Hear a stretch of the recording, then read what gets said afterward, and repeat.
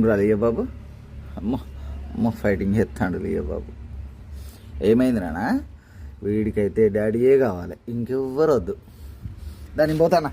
ఇక చూడండి, నాకంటే ముందే ఉరుకుతాడు. దా పోతానా? దా దా మరి. నాతో భలే నడుస్తాడు ఫ్రెండ్స్. నేను ఎటు పోతే అటు. ఏమైంది ఏమైంది చెప్పు నీకు? నేను ఎటు పోతే అటే రావాలి, నేను ఏడుంటే ఆడికే రావాలి.